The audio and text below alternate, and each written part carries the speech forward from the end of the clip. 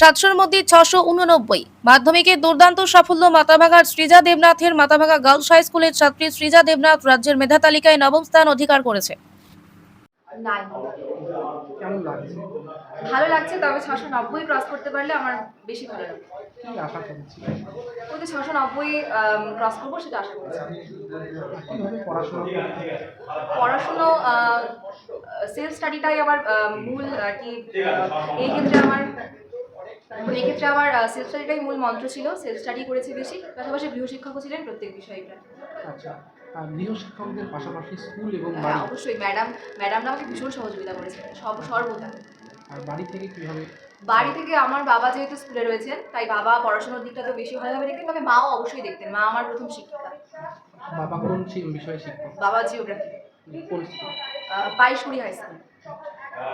তো এই যে নাম্বার পেয়েছো এবং 9 র্যাঙ্ক করেছো, কেমন লাগছে? ভালো লাগছে। পড়াশোনার পাশাপাশি কি করছো? পড়াশোনার পাশাপাশি আমি অ্যাকচুয়ালি ওই গান শুনতে বেশ ভালোবাসি। গান করতাম কয়েক বছর আগে। আর হ্যাঁ, এইটাই। আর ঘুরে বেড়াতেও ভালোবাসি। ভবিষ্যতে কি নিয়ে পড়ার ইচ্ছে রয়েছে? আপাতত আমি সায়েন্স স্ট্রিমে পড়াশোনা করার প্রস্তুতি শুরু করে দিয়েছি। আমার ইন ফিউচারে অ্যাডমিনিস্ট্রেশনে যাওয়ার ইচ্ছে আছে। WBCS বা UPSC? হ্যাঁ, হ্যাঁ। আগামীতে যারা মাধ্যমিক দেবে তাদের উদ্দেশ্যে কি বার্তা থাকবে? তাদের উদ্দেশ্যে বলবো যে অযথা টিউশন, অযথা নয় মানে টিউশনের পেছনে বা আনুষঙ্গিক বিভিন্ন বিষয়ে ফোকাস না করে শুধুমাত্র সেলফ স্টাডির ওপর এবং নিজের ওপর ভরসা করাটা সব থেকে ভালো বিষয়।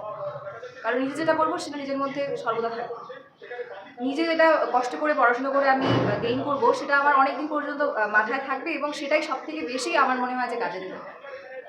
নিজের এবং পরীক্ষা প্র্যাকটিস করতে হবে, সব থেকে বড় কথা। আমি খুব পরীক্ষা দিয়েছি, প্রচুর পরীক্ষা দিতে হবে সময় ধরে। দিনে ক ঘন্টা পড়াশোনা করতে? দিনে পড়াশুনো আমি সেভাবে যে প্রচণ্ড একদম মানে ঘড়ি ধরে পড়াশোনা করতাম তেমনটা নয়। আমার যখন ইচ্ছে হতো আমি তখনই পড়তে বসতাম।